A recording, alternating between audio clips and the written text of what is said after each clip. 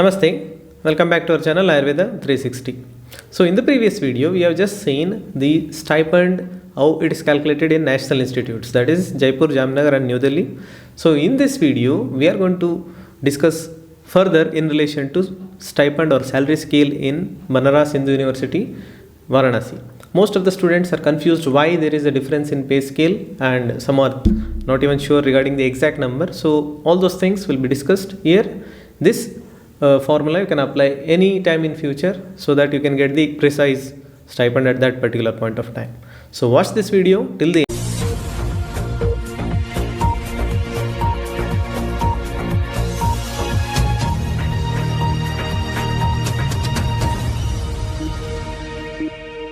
So as already you are aware that BHU is situated in Varanasi. So since a very long time the post graduation has been taking place there.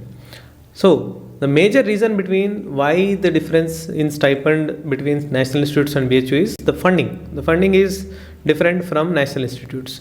So at BHU, that is Banaras Hindu University, the students there are considered not as a postgraduate scholar, even though you are taking the entry as a postgraduate scholar, but you are being designated as a junior resident doctor. So junior resident doctor, that is residency, is applied there since a very long time, because of which the entire pay scale differs.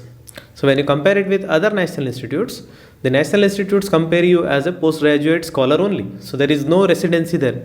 So since residency is applied in BHU and the funding is different, so it is directly coming under the IMS, Institute of Medical Science. All the junior resident doctors, irrespective of the branch, they are going to get the same scale. So now we are going to see how exactly it is calculated. So this I already mentioned, the junior resident doctor rather than postgraduate scholar. So the basic salary, I think you can remember the basic salary what I discussed in the previous video. National institutes, they are having starting from 42, 45 and 46, somewhere around that.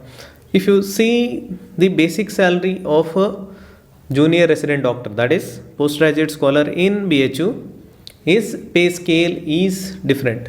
You can see here 5600, 57,800 and 59,500.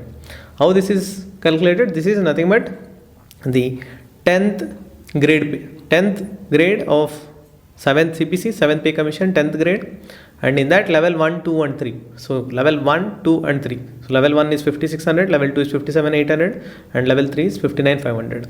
So you can see that the basic stipend, or you can say the payment of a postgraduate scholar, differs between the first 3 years in basic salary itself, because of which the entire salary scale changes. How it changes? We'll see that. So the total salary of a BHU scholar is not just basic and DA like the national institutes. It also includes NPA, that is non-practicing allowance, also the TA, traveling allowance. So the difference is there in basic pay scale. At the same time, the NPA, that is, what is the NPA? Since you are not allowed to practice, since you are a doctor, you can practice soon after BMS, but you are not allowed to practice because you have entered into a postgraduate institute. Now you are a student, and because of that, the government entitles to provide you with NPA. Since you are not practicing, you will be given certain amount of NPA because you are not practicing. So how is that calculated? We'll come to that later. And traveling allowance. So this is also one of the allowance which is paid extra. And also HRA. So what is HRA? HRA is nothing but home rent, house rent allowance. Now I have put a question mark there. I'll come to that later. A stipend or a salary for a postgraduate scholar in Banaras Hindu University is obtained by adding up all these things. So that is why the fare, or you can say the scale is higher when you compare it with the other institutes, other national institutes. This is all because of the application of residency there, and the students come under a direct pay scale. So that is why all these changes can be seen in BHU. So we'll see how the dearness allowance is calculated. We have seen this in detail in the previous video. So if you have not seen, kindly watch that. So dearness allowance is calculated based on a direct order from the central government. Every June and July, the DA will be revised based on the inflation and other things that we are not going to discuss in detail. At present, the dearness allowance of a 7th pay commission payee is 31%. So that is up to December 2021. January it will be revised. So not yet, the order is not yet been passed. So based on that calculation, 31% of the basic, you are going to get different dearness allowance for each of the PG scholar. The first MS, MD will get 17. How 17,000 it comes? Because 31% of the basic. Calculate 31 by 100 into 5600. Basic should be calculated and then the DA should be calculated easily. So based on this also you are having difference in the DA among the postgraduate scholars. So the salary doesn't end here. As I already mentioned, they are coming under a band, pay band. So the third allowance for them, that is NP, non-practicing allowance. So as per the 7th pay commission, employee is entitled to get 20% of NPA based on the basic salary. Everything depends on basic salary.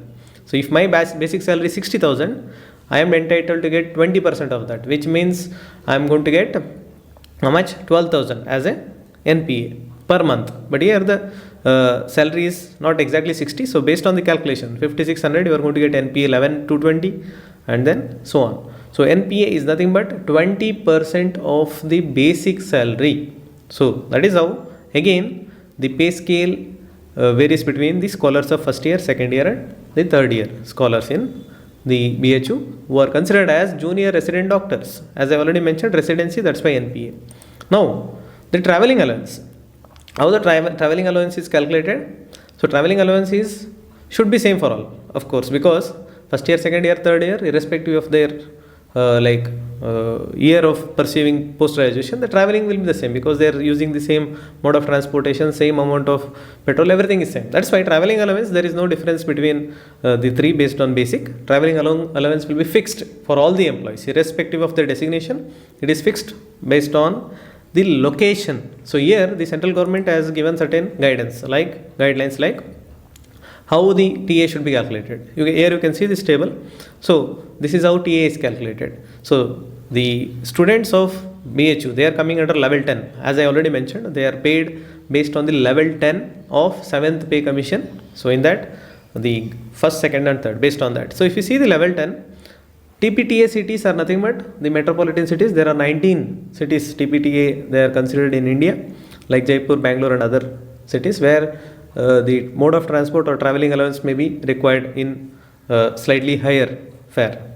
But in other cities like Varanasi is not falling under TPTA, so that's why they are going to get the travelling allowance 3600 plus DA. So 36, that is 3600 plus DA. So here what is DA? Here DA calculation is slightly different. Here DA is in relation to TA.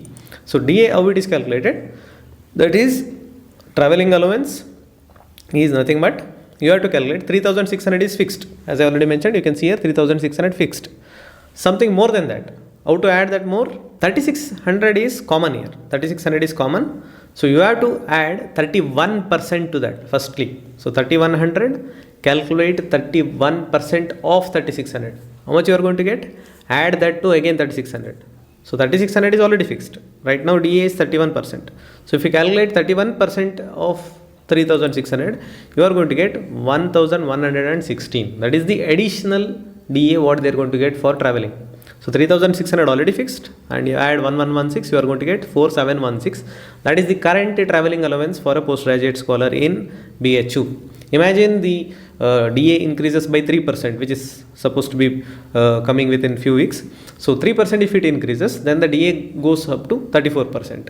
So that time how to calculate TA? Again 3600 will be fixed because that is a government guideline, and then 3600 into 34 by 100. First calculate 34% of 3600, add that with again 3600, so it will come to more than 5000. So that time when the DA increases to 34%, so TA also increases. So basically the DA increase will also impact the TA. Increase in DA will also increase the TA. That's why the total salary will be again high. So I hope you got the point. Next one. So if you calculate this, all the 3 years will be getting the same TA based on that particular DA. So here there is no grade like first year, second year, third year, as I already mentioned. Everybody will get the same travelling allowance. Now we will come to total stipend. When I initially started, I mentioned regarding HRA, that is home rent allowance or house rent allowance. Now we will clear that. If a postgraduate scholar, imagine like he is already married or she is already married and wants to stay with the family, then it is not possible for him or her to stay in the hostel. Imagine they are from the local place itself, then they don't want to stay in the hostel. So those who are staying in the hostel, they are given free accommodation. That's why the HRA is not given. So HRA is nothing but the total rent what that employee is paying when he is staying outside the organization for accommodation. So since the students, or you can say the postgraduate scholars, are staying within the hostel and they are not taking any fees for that, so HRA is not given for them. It is like a compensation for that. But imagine due to any condition, as I mentioned, one of them could be the marriage, or it could be any other condition because of which the scholar doesn't want to stay in the hostel, and if he is taking accommodation outside, then definitely the student will be, or the scholar will be given HRA. So initially we will see the stipend of the postgraduate scholar, or here designated as the junior resident doctor, how much salary is going to get. So apart from HRA, he is going to get DA, NPA and TA. So adding up all those things, first year junior resident or first year MS, MD will be getting almost touching 90,000 for now. And the second year will be almost touching 92,000. And the final year MD or MS scholar will be getting 95, almost 95, touching 95. So this is how you calculate the total, or you can say the gross total of salary the postgraduate scholar who is designated as junior resident doctor will be getting in a institute like Banaras Hindu University.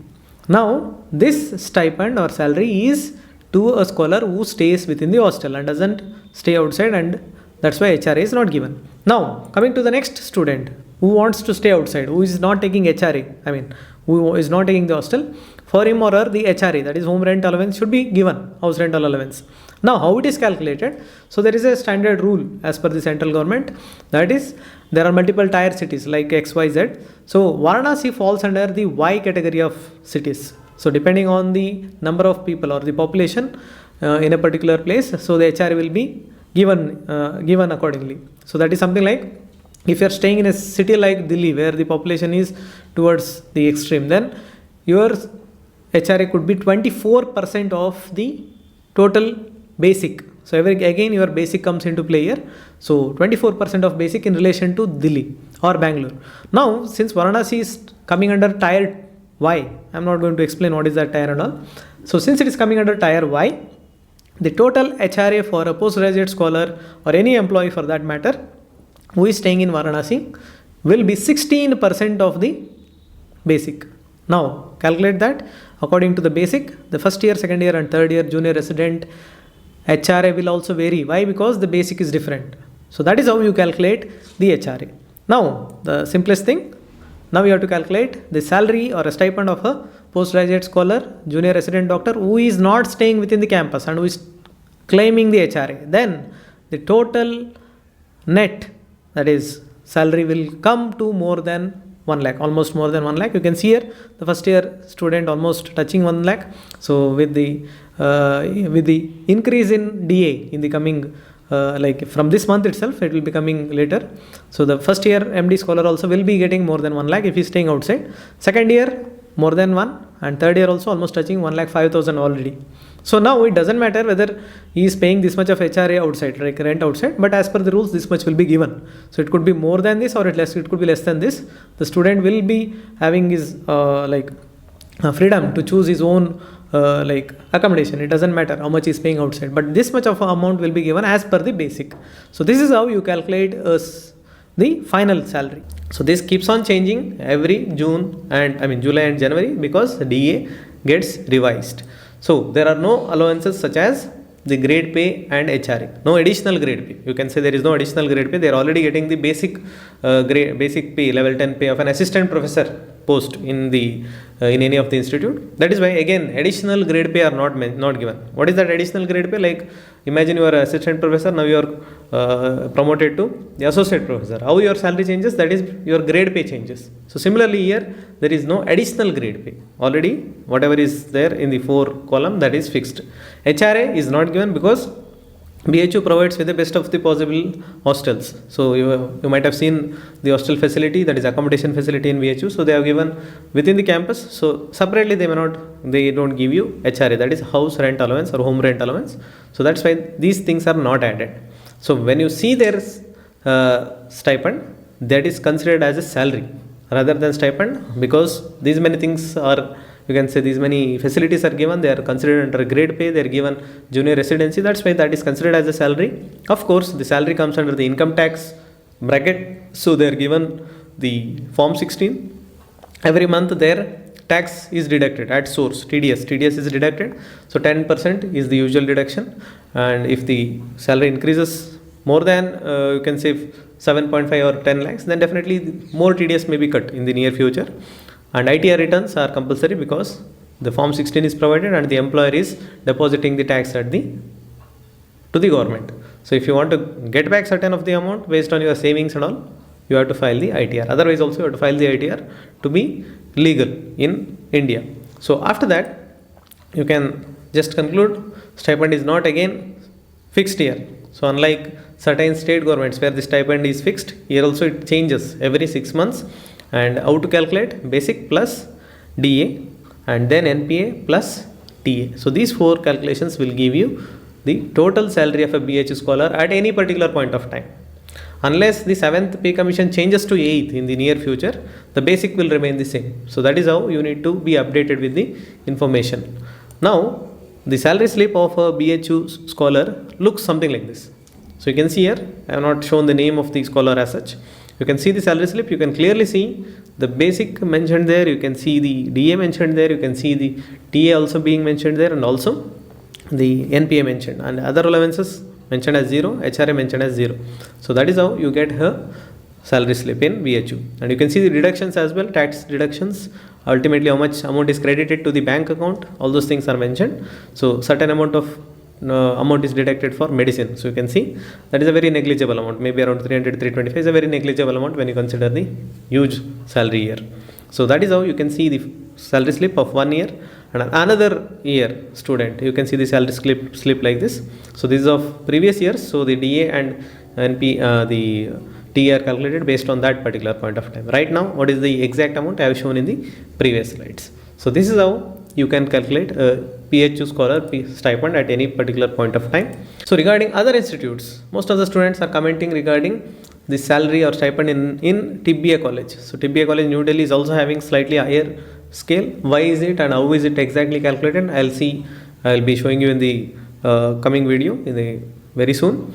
And after that the state governments, whichever is giving the stipend and how it is calculating or how much consolidated amount they are giving, all those things will be covering as a comparative in one video, so that the students get an overall idea regarding the pay scale in the entire India when they are planning for their post graduation. So of course remember this is only a parameter, one of the parameter, not the entire parameter. Like stipend is high, that's why I have to go there, nothing like that. This is one of the parameter where you can decide regarding the PG institute.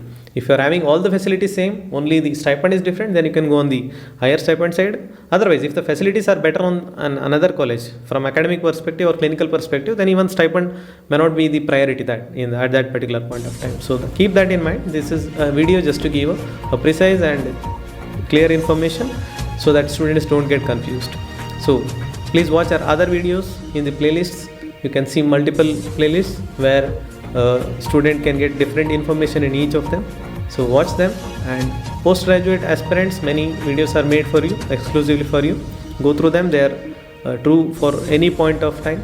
And then please like, share and subscribe to our channel. Please tell your other friends as well to know about our channel and watch the videos of our channel.